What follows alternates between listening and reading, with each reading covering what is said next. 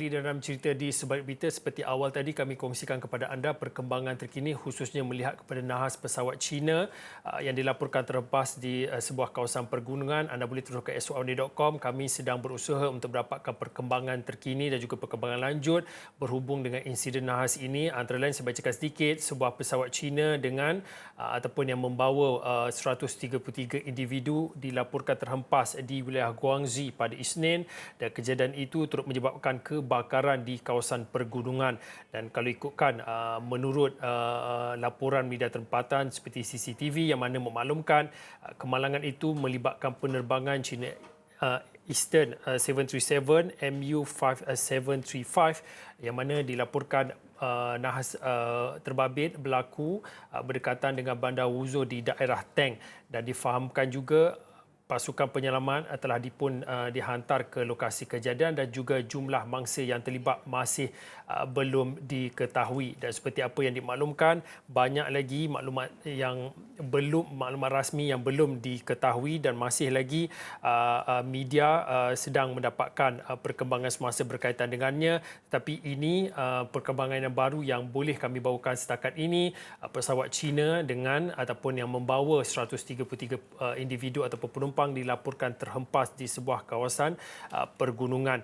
Dan apa yang difahamkan pada waktu ini, kerja-kerja ataupun usaha untuk operasi mencari dan juga menyelamat sedang digerakkan oleh pihak berkuasa tempatan. Perkembangan lanjut akan kami bawakan khususnya di platform eswawni.com, Bulletin Awani dan juga Awani 745. Baik. Kita kembali kepada cerita di Sebalik Berita. Hari ini seperti yang di segmen pertama ini kita memberi tumpuan dan juga fokus untuk melihat kepada sesi persekolahan, dan sudah tentu untuk waktu ini di segmen kedua saya nak teruskan diskusi dan juga ceritanya untuk kita melihat kepada perbincangan, melihat kepada reformasi ataupun realiti baharu sektor pendidikan.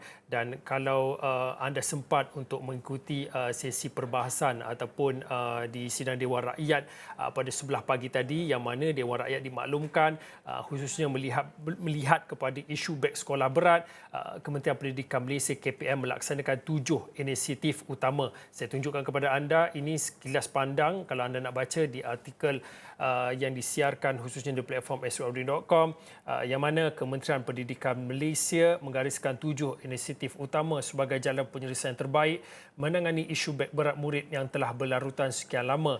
Dan ini menurut pada Timbalan Menteri Pendidikan Datuk Dr. Mah Hang Sun, yang mana turut mengakui isu beg berat adalah kritikal dalam kalangan murid sekolah rendah, khususnya bagi murid tahap 1, iaitu tahap 1, 2, tahun 1, 2 dan juga tahun 3.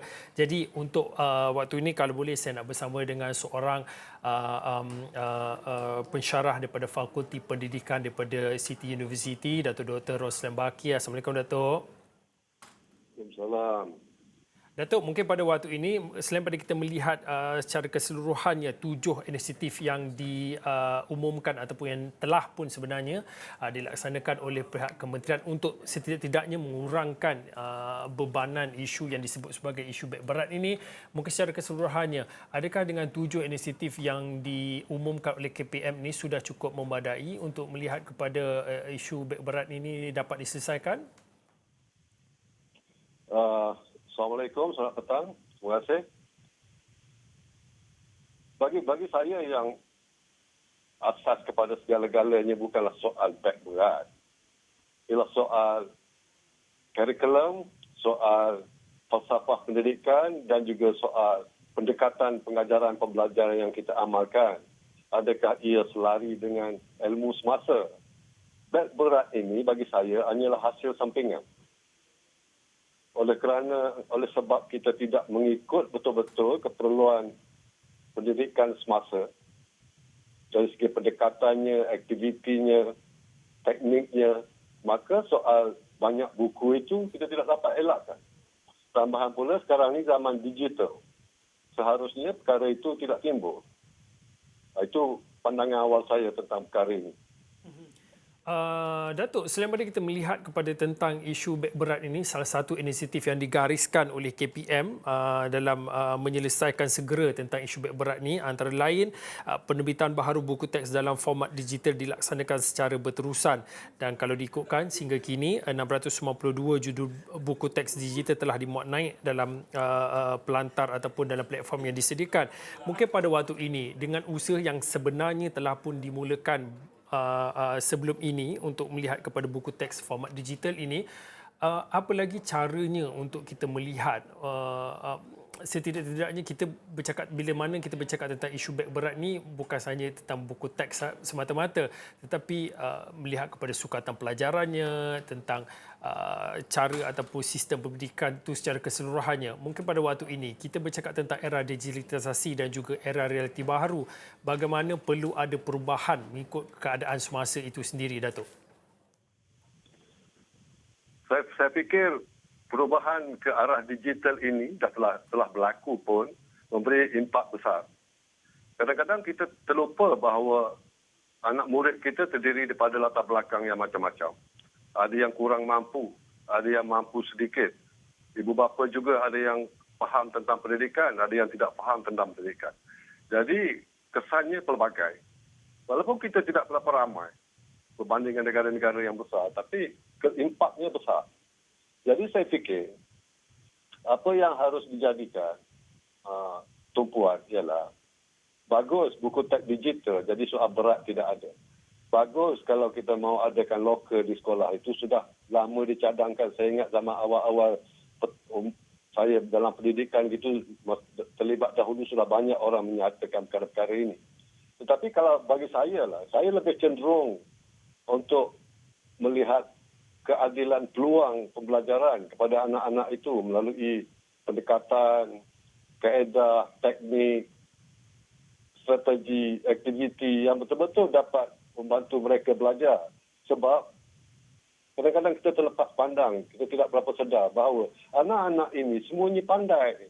Tetapi mereka berbeza dari segi bakat, dari segi minat, dari segi pengaruh persekitarannya yang membentuk kecenderungan tertentu pada mereka. Sebab soal kebijaksanaan yang luar biasa itu, yang kita kata genius, smart sangat itu hanya kebetulan untuk sekelompok manusia saja. Tapi umumnya saya percaya, kalau diberi peluang, diberi keadaan yang bagus, semuanya akan jadi orang yang bagus.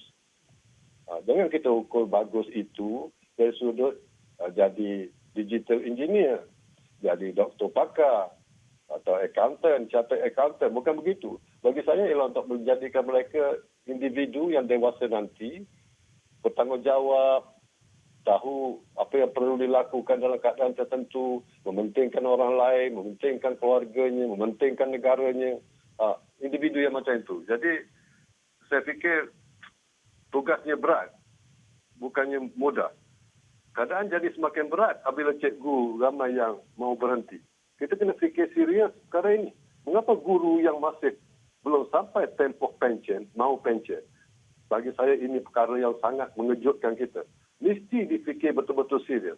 Sebab sepanjang hayat saya jadi guru, kebanyakan guru tidak peduli pasal gaji mahal. Tidak peduli pasal naik pangkat ni kebanyakannya. Mereka nak mengajar. Seronok sangat kalau murid mereka berjaya. Tetapi orang yang demikian, sebahagian daripadanya mau berhenti. Ketika umurnya 50 tahun. Ketika umurnya 55 tahun. Mengapa? Ini satu persoalan yang tidak boleh diketepikan sama sekali.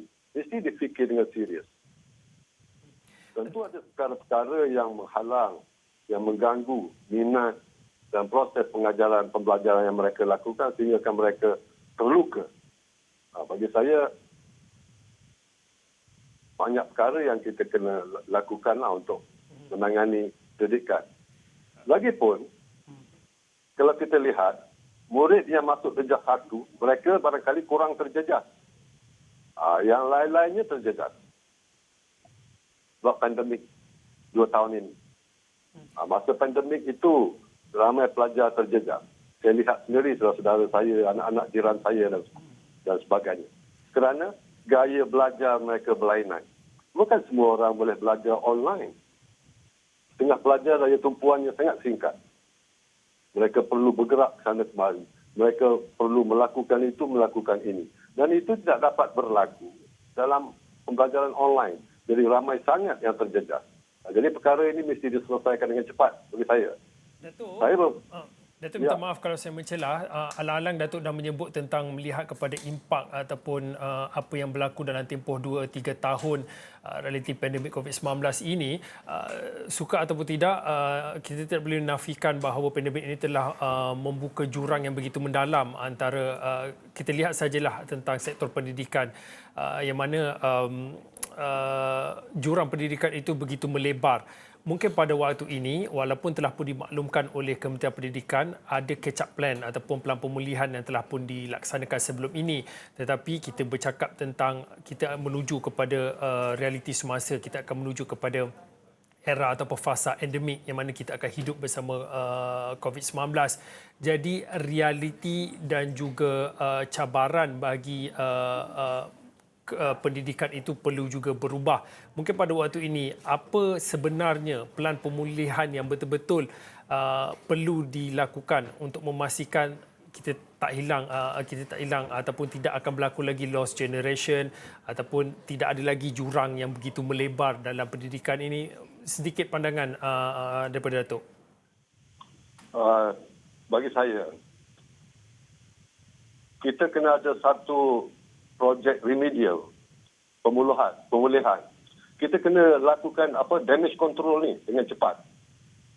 Apa yang saya terfikir ialah seluruh negara, PIBG kena ambil inisiatif betul-betul, sungguh-sungguh. Termasuk seluruh ibu bapa. Kita mesti adakan bukan kelas bimbingan, ia seperti sekolah juga. Dia dilakukan aktiviti pengajaran dan pembelajaran yang sungguh-sungguh, mungkin 2 jam pada hari Sabtu, 2 jam pada hari Ahad. Diajar oleh profesional. Mungkin guru, mungkin orang lain yang ada kemahiran. Tak jadi masalah. Sebelum itu, kita lakukan satu ujian pentaksiran untuk semua murid. Tengok skornya. Siapa yang terjejas? Kelompok-kelompokkan mereka, mungkin mengikut kampung. Dalam kampung itu, dalam kawasan itu kita boleh kelompokkan. Siapa yang kurang terjejas? Siapa yang sangat terjejas? Kelompok mana yang sedikit sahaja terjejas? Saya fikir kita kenal pasti kelompok-kelompok ini supaya kita boleh buat program itu. Bukan program tuition, tetapi satu program yang hampir menyerupai persekolahan itu untuk tempoh paling kali 2 jam. Setiap Sabtu, setiap Ahad. Ibu bapa mesti berkorban. Guru-guru mesti berkorban. Soal insentif, soal keuangan itu perkara lain. Kalau itu diberi, alhamdulillah, sangat bagus. Pasti boleh terlaksana dengan lancar. Sebab tertinggal pelajaran 2 tahun bukan perkara main-main.